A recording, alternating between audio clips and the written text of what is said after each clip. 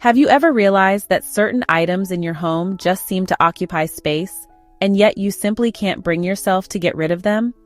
As the years pass, it's all too easy for clutter to accumulate. Old furniture gathering dust, piles of papers left forgotten, and sentimental keepsakes hidden away in corners. But here's the honest truth. Before you hit 70, there are specific household items that you really need to declutter. And doing so isn't merely about freeing up physical space. It's about transforming your home into a lighter, more manageable environment that truly reflects the life you want to lead. In this video, we're diving into 6 categories of household items that might be weighing you down more than you realize. Whether these are items you've kept out of habit, outdated possessions that no longer serve a purpose, or objects that silently contribute to your daily stress, you'll soon understand why releasing them can bring unexpected relief. More importantly, you'll see that decluttering isn't about loss. It's about gaining the freedom to live a simpler, more fulfilling life. Number 1. Worn out and unused furniture. One of the major culprits of household clutter is old, tired furniture that no longer benefits you. Over time, it's easy to accumulate extra chairs, tables, and cabinets. Pieces that might have been useful at one point but now just sit unused, occupying valuable space. Clinging to furniture that has lost its functionality or comfort not only creates a physical burden, but can also generate unnecessary stress. Think about that bulky recliner in the corner that nobody uses, or the oversized dining table that hasn't hosted a big family meal in years, or even a dresser with sticky, frustrating drawers. These items aren't enhancing your life, they're simply filling space. As you age, having too much furniture can make your home harder to navigate, increase the risk of tripping, and leave you feeling overwhelmed by clutter. Consider Frank, 74, who had lived in the same house for decades.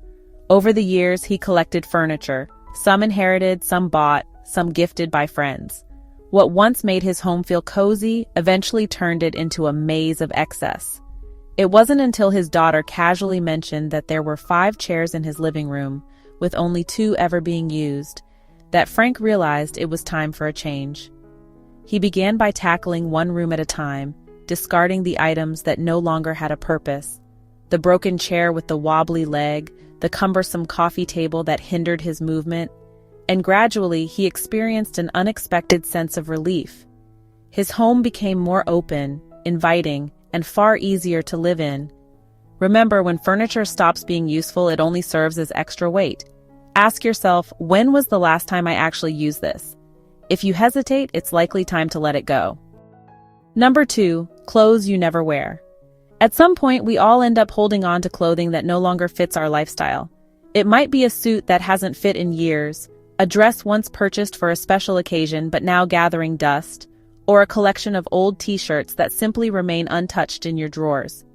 Before you turn 70, it's essential to reevaluate your wardrobe and ask, do I really need all of this? A closet crammed with unworn clothes isn't just taking up physical space, it's also adding unnecessary mental clutter to your daily routine. Clothing can carry sentimental value, representing memories of past events, but keeping everything can tie you to a bygone version of yourself. Your wardrobe should reflect who you are now, not who you used to be. Take Linda, for example, a 72-year-old who once had a closet overflowing with outfits. She realized that she only wore a handful of items regularly. Others were merely relics of her past. One day, she decided to sort her clothes into 3 piles.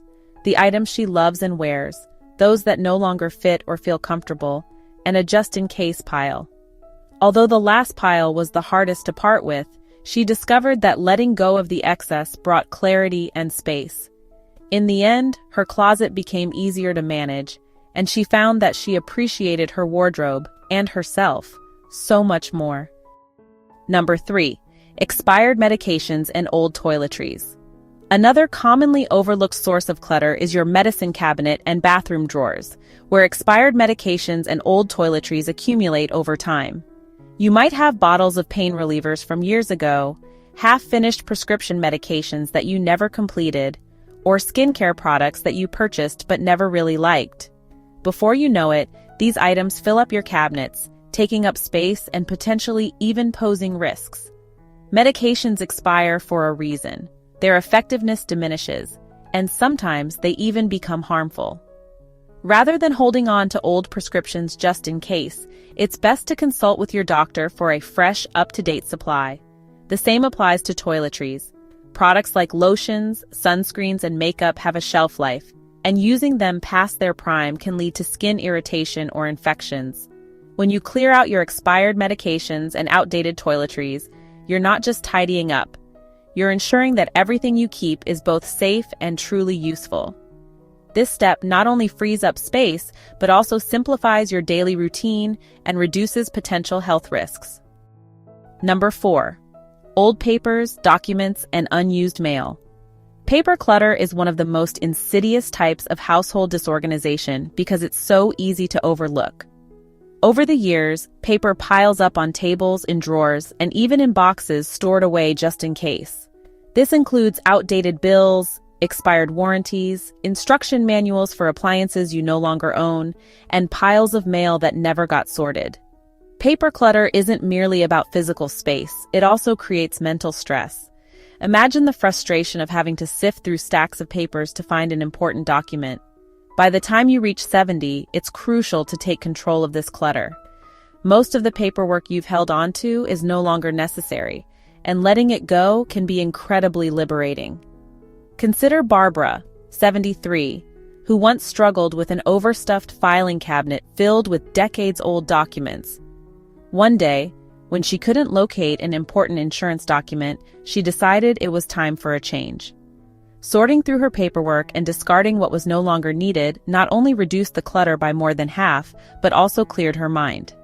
In today's digital age, many records can be stored electronically, so you don't have to hold on to every physical copy. Decluttering your papers means reclaiming your space and easing the mental burden of disorganization. Number 5. Kitchen items you never use. The kitchen is often the heart of the home, yet it can also be the most cluttered area. Over time, it's easy to accumulate items that you don't actually use. Extra sets of dishes saved for special occasions that never come, multiple small appliances that you rarely touch, and drawers filled with mismatched containers and utensils that serve no real purpose. A kitchen overloaded with unnecessary items doesn't make your life easier. In fact, it often complicates it. Think of the time you had to rummage through clutter just to find the right pan, or when you tripped over a pile of unused baking sheets. George, 76, once found that his kitchen had become a storage area for gadgets and cookware he'd forgotten about.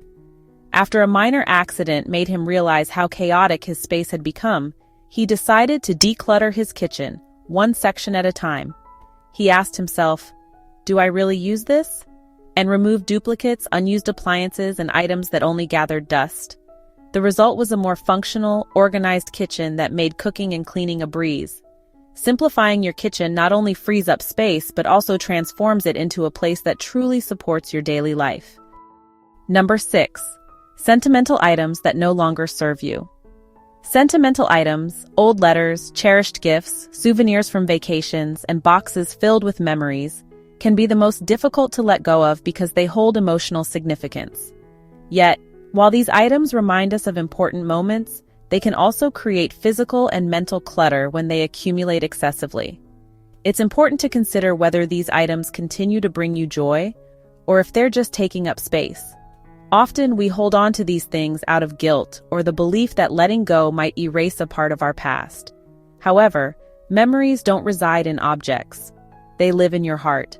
Take Helen, for example, a 78-year-old who had boxes of old letters and keepsakes taking up room in her home.